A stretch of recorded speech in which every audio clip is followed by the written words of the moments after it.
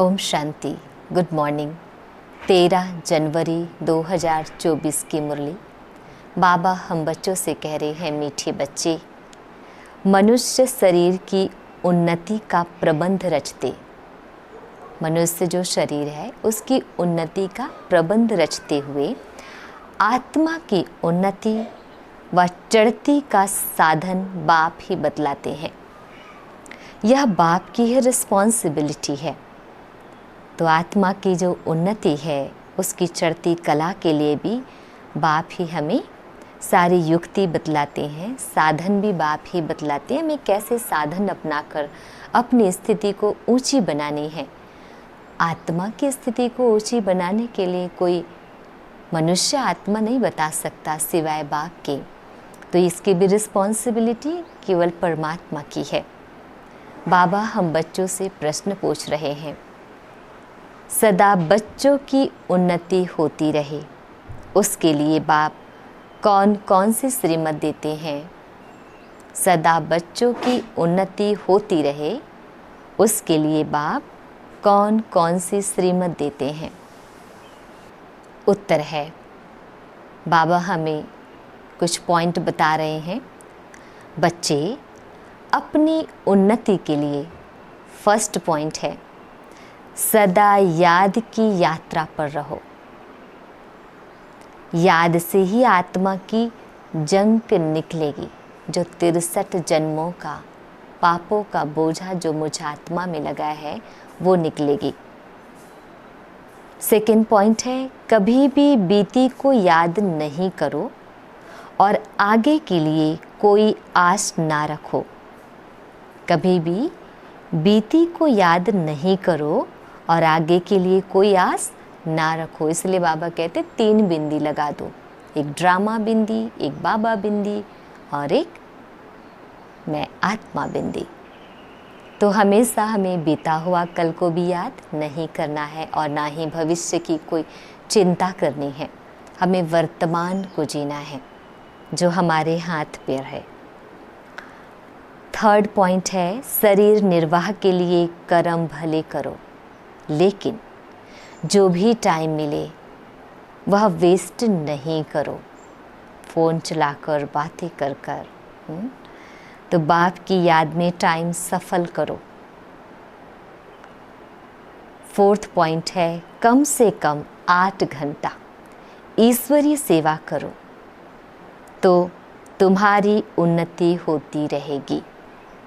तो हम सब क्या है, भगवान तो हमारे सर्वेंट हैं, पर हम भी बाबा के सर्विस में हम सब मददगार हैं, सर्विस दे रहे हैं। तो ये ईश्वरीय गवर्नमेंट में हमें कम से कम 8 घंटा जरूर देना चाहिए। ओम शांति। बाबा हम बच्चों को विश कर रहे हैं, मीठे मीठे सिकिल दे बच्चों प्रति माता पिता बाप दादा का याद प्यार और गुड मॉर्निंग।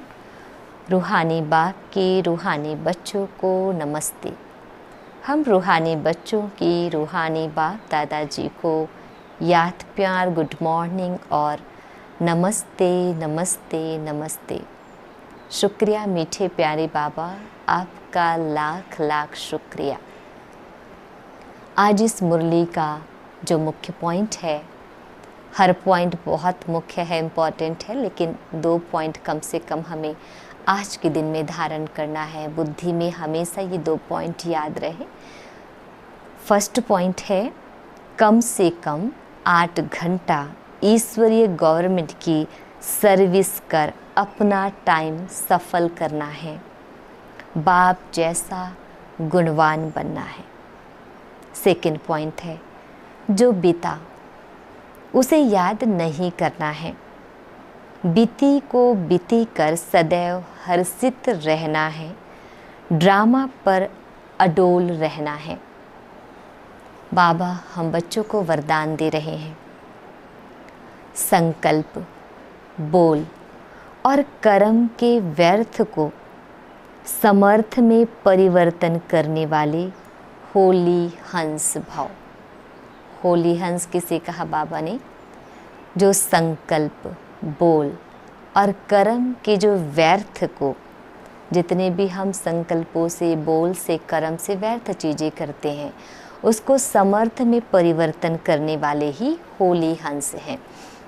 डिटेल है, होली हंस का अर्थ है संकल्प, बोल और कर्म के व्यर्थ को समर्थ में परिवर्तन करने वाले। क्योंकि व्यर्थ जैसे पत्थर होता है, व्यर्थ किसका एग्जाम्पल दे रहे बाबा? पत्थर की जैसे।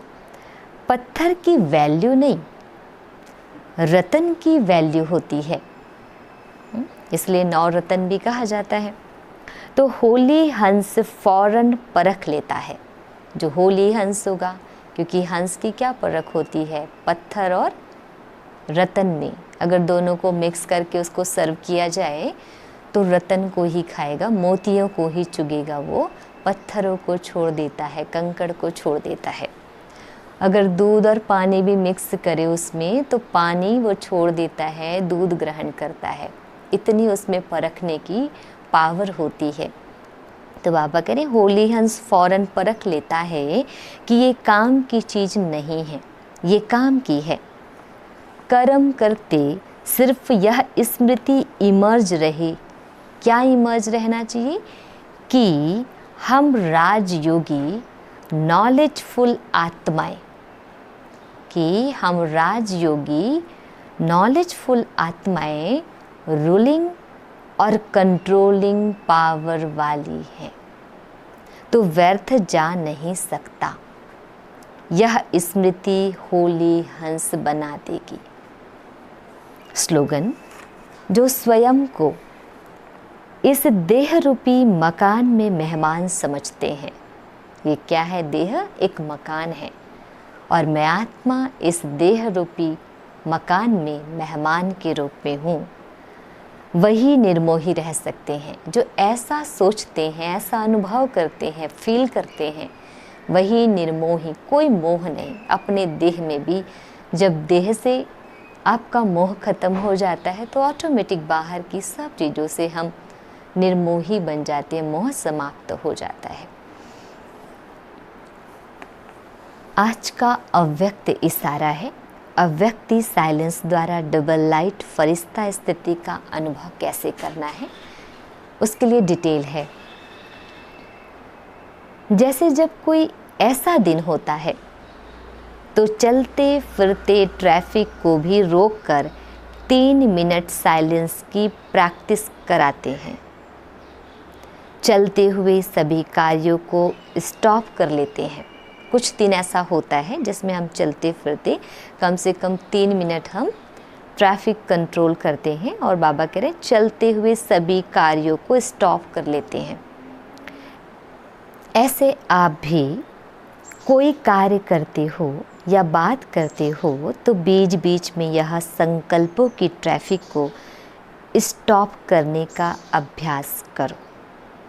तो जो हमारे अंदर संकल्पों की बहुत होड़ लगी है उसको भी स्टॉप करने का हमें प्रैक्टिस करना है, क्योंकि बाहर की जब ट्रैफिक कंट्रोल बजती है तो हम बाहर से स्टॉप हो जाते हैं, वैसे हमें अंदर से भी स्टॉप करना है।